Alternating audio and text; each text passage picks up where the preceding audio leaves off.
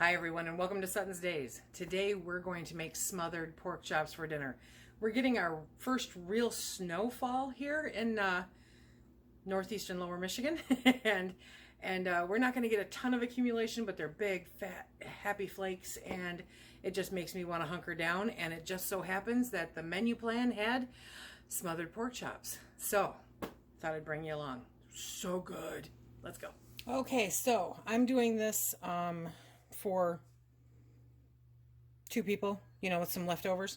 So let me show you what we're doing here. There's no real measurements. It's kind of as the cook decides. Okay, so here I've got about 4 ribs of celery, 1 medium to small green bell pepper, and medium to small red onion. In here is my little spice mixture. I've got some garlic powder, some smoked paprika, just a tiny bit of crushed red pepper, and some minced onion. Okay, I've got flour here, and I've got 4 nice pork chops. These pork chops are about, I don't know, 1/2 inch thick. They're nice thick pork chops, bone in. I like bone in pork chops. They're tender, they're juicier, and the bone really lends itself to the flavor, I think. Okay, so I've got those going. Now, what we're going to do is first, in my pan, which I don't know if you can see, I've got my cast iron pan over here. Let me move you. Okay, so I've got my cast iron pan here, and what I'm doing is I'm going to heat that up, get it nice and hot while I do this. Okay, so first, while the oil is heating up in the pan, I'm going to take my spice mixture and I'm going to coat both sides of the pork chops. Okay, there we go. So you just want to take it, you want to rub it in, because that way we know it sticks. There we go. Good stuff. Now we're going to do the other side. Okay, and again, we're just going to rub it in, kind of make sure it adheres to the pork chops. There we go. Now we're going to take these pork chops and we're just going to lightly coat them in flour. You don't want them heavy. You don't want a heavy coating. It's just a light one, but you do want to get it on there. Okay, hopefully, let me make sure that the oil's hot.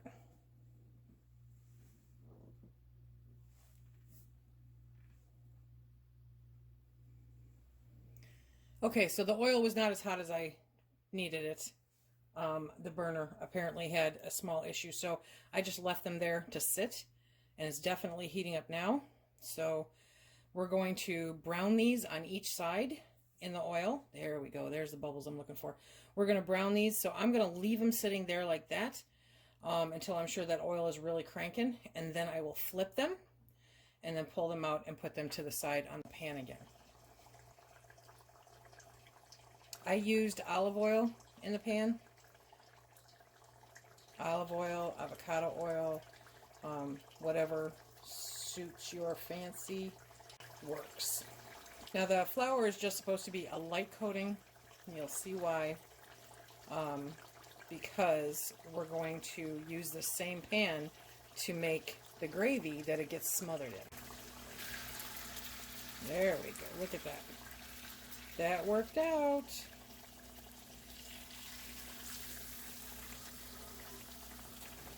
Okay.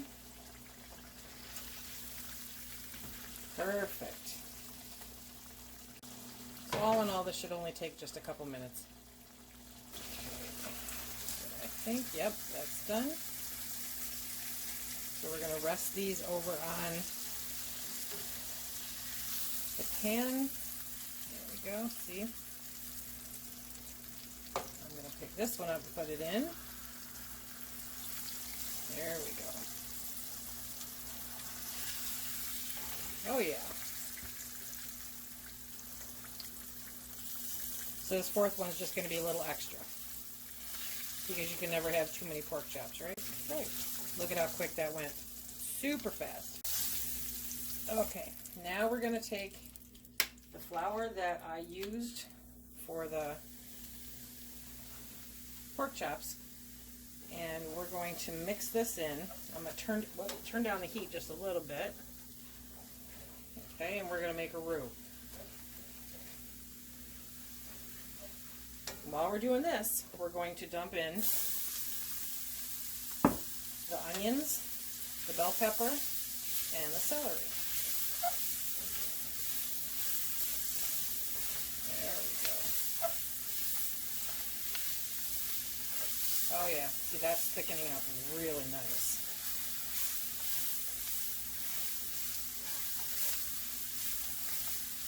Now I just turned down the heat a little bit. We still need it hot enough to cook. So gauge it on how your stove works. My stove is getting ready to meet its demise. Okay. And now we are going to add some milk. You can use milk, heavy whipping cream. Whoop, take that out. And use as much or as little as you like. I mean, it's your gravy. You know how much you want to make. Okay. There we go. And then as this cooks down, it will thicken up. Okay. So we're going to keep working this and stirring it until it thickens up just a little bit more. Oh yeah. See, it doesn't take very long. And if you want extra gravy, just add a little bit more milk, which I think I'm going to do. There we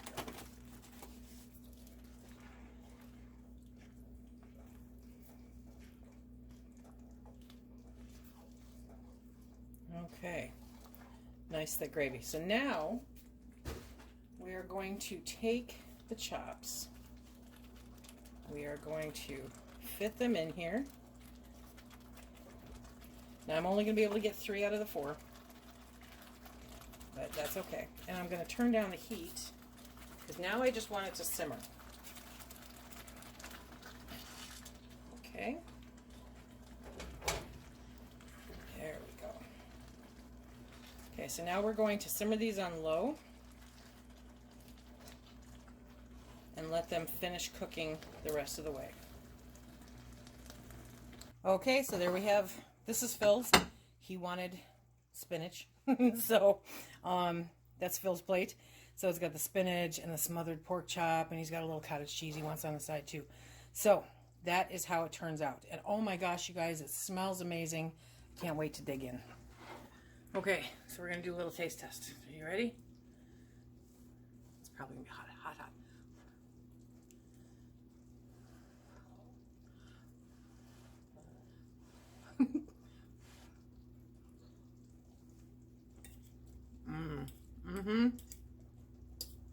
I'm going to add a little salt to it, but it's really good. I hope you guys give it a try. I hope you like it. Okay, remember, if you like what we do here, please hit that like, subscribe, and share. Check us out on Instagram, Facebook. Don't forget about Twitter. And until the next time, be safe.